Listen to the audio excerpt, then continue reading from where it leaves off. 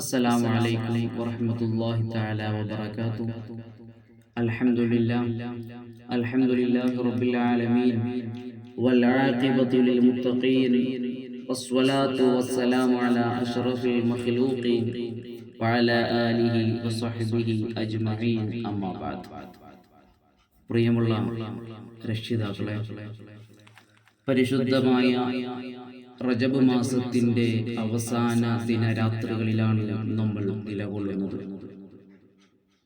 പുണ്യമേറിയ റജബ് മാസത്തിന്റെയും ശഅബാൻ മാസത്തിന്റെയും മഹത്വമെല്ലാം മനസ്സിലാക്കി അതിന്റെ പവിത്രതയെല്ലാം ഉൾക്കൊണ്ടുകൊണ്ട് അതിലൂടെ നമ്മുടെ മനസ്സിനെയും ശരീരത്തിനെയും ശുദ്ധീകരിച്ച് പരിശുദ്ധമായ റമളാൻ ഷരീഫിനെ വരവേൽക്കുവാൻ വേണ്ടി തയ്യാറായി നിൽക്കുന്ന ഈ സമയം, പരിശുദ്ധമായ റമളാൻ ഷരീഫിനെ ഉപകാരമുള്ള രീതിയിൽ ഉപയോഗപ്പെടുത്തുന്നതിന് വേണ്ടി, ഇബാദത്തുകളുമായി പടച്ച റബ്ബിലേക്ക് അടുക്കുന്നതിന് വേണ്ടി നമ്മുടെ മതകലാലയങ്ങൾ, മദ്രസകൾ താൽക്കാലികമായി അടക്കുകയാണ്.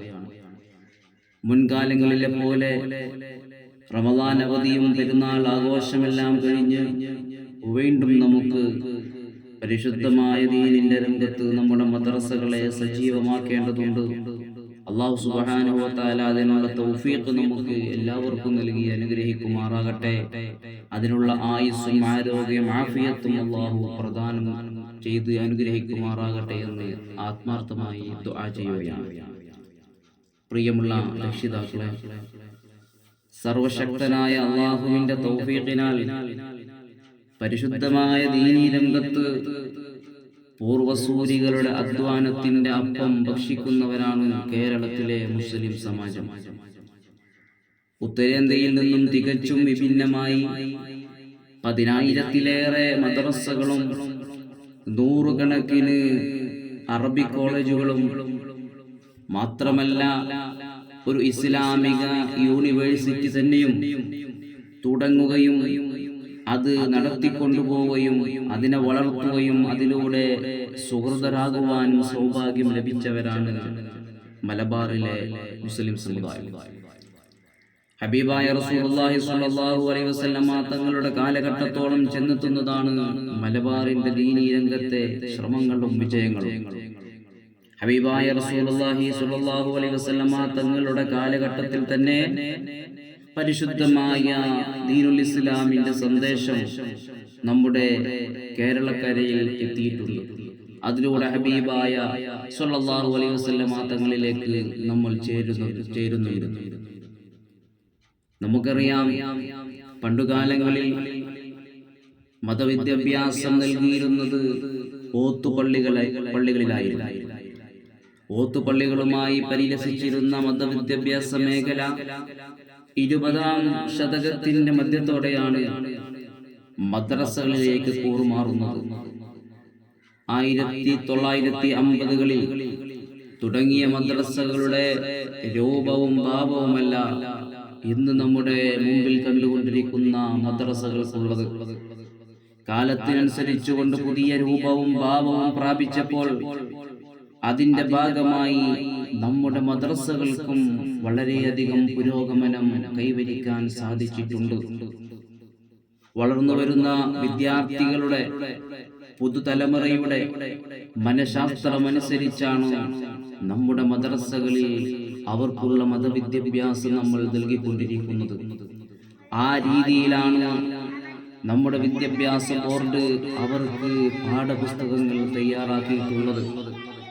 ഇൻഷാ അല്ലാഹ് വരുന്ന പുതിയ അധ്യയന വർഷത്തിൽ 1 മുതൽ 4 വരെയുള്ള ക്ലാസുകളിലെ മദ്രസ പാഠപുസ്തകങ്ങൾ തികച്ചും വ്യത്യസ്തമായ രീതിയിലാണ് രൂപപ്പെടുത്തിയിട്ടുള്ളത്. കാലികവും നൂതനവുമായ ശാസ്ത്രീയമുള്ള നന്മകളാണ് അതിലൂടെ നമ്മുടെ വിദ്യാർത്ഥികൾക്ക് നൽകാൻ നമ്മുടെ സമസ്ത അതിന് രൂപം നൽകിയിട്ടുള്ളത്. ആ രീതിയിലാണ് ആ പുസ്തകങ്ങൾ തയ്യാറാക്കിയിട്ടുള്ളത്. മദ്രസയെ സംബന്ധിച്ചിടത്തോളം പുതിയ കാലഘട്ടത്തിനോട് സംവദിക്കുന്ന രീതിയിൽ ഒരു വിദ്യാർത്ഥിക്ക് ആവശ്യമായ രീതിയിൽ അവന് മനസ്സിലാകുന്ന രീതിക്കനുസരിച്ചാണ് പുതിയ പാഠപുസ്തകങ്ങൾ നമ്മുടെ കൈകളിലേക്ക് എത്താൻ പോകുന്നത്. എഴുതുവാനും പഠിക്കുവാനും പഠിപ്പിക്കുവാനും ഒരു വിശ്വാസിക്ക് നിത്യമായ ജീവിതത്തിൽ അവൻ ചെയ്യേണ്ടതായ അവന്റെ മത നിയമങ്ങൾ അനുസരിച്ചുള്ള കർമ്മങ്ങൾ അവന് പഠിക്കുവാനും അത് പ്രവർത്തിക്കുവാനും ഉതകുന്ന രീതിയിലാണ് പുതിയ സിലബസ് നമ്മുടെ മദ്രസയിലേക്ക് കടന്നു വരുന്നത്. അതുപോലെ എല്ലാ സംവിധാനങ്ങളും നമ്മുടെ മദ്രസകളിൽ നമ്മൾ ഒരുക്കി വെച്ചിട്ടുണ്ട്. പഴയ കാലഘട്ടത്തിൽ നിന്നും വ്യത്യസ്തമായി പുതിയ കാലഘട്ടത്തിനനുസരിച്ചു കൊണ്ടുള്ള രീതിയിൽ എല്ലാവിധ സുഖങ്ങളും സൗകര്യങ്ങളും നമ്മുടെ മദ്രസകളിൽ നമ്മൾ ഒരുക്കി വെച്ചിട്ടുണ്ട്.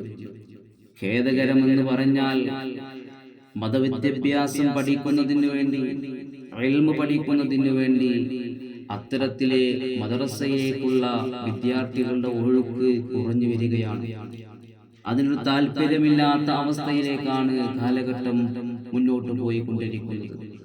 അതിനൊരു ശ്രദ്ധയില്ലാതെ രക്ഷിതാക്കൾ വെറും ഭൗതികമായ വിദ്യാഭ്യാസത്തിലേക്ക് മാത്രം ശ്രദ്ധ കേന്ദ്രീകരിച്ചു കൊണ്ടിരിക്കുകയാണ്. ഏതോ കാര്യത്തിനും രണ്ട് സമീപനമുള്ളതുപോലെ ഈ മദ്രസയുടെ കാര്യത്തിലും അത്തരത്തിലുള്ള സമീപനമാണ് രക്ഷിതാക്കൾ സ്വീകരിക്കുന്നത്.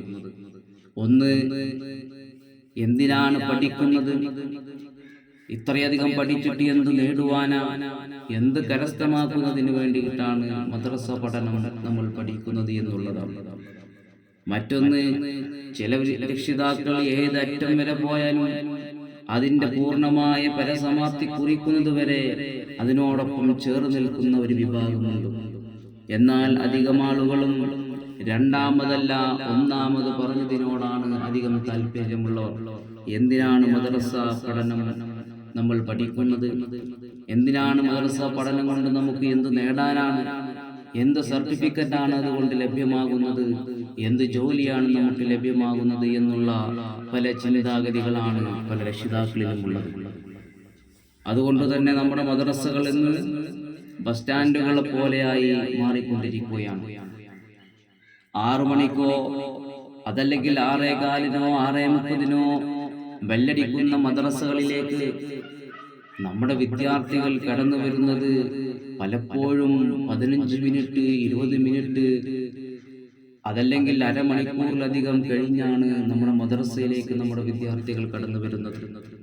വന്നു കഴിഞ്ഞാൽ അരമണിക്കൂർ കഴിയുമ്പോഴേക്കും അവന് സ്കൂളിലേക്ക് പോകുവാൻ വേണ്ടി തയ്യാറാവുകയാണ്. അവന്റെ ശ്രദ്ധ മുഴുവനും അവന്റെ സ്കൂളിലാണ്. 10 മണിക്ക് ആരംഭിക്കുന്ന സ്കൂളിലേക്ക് 7 മണിക്ക് വരുന്ന ആ സ്കൂളിന്റെ വാഹനത്തിൽ കയറിയിരുന്നു കൊണ്ട് അവൻ ലോകം മുഴുവനും ചുറ്റിക്കറങ്ങുകയാണ്.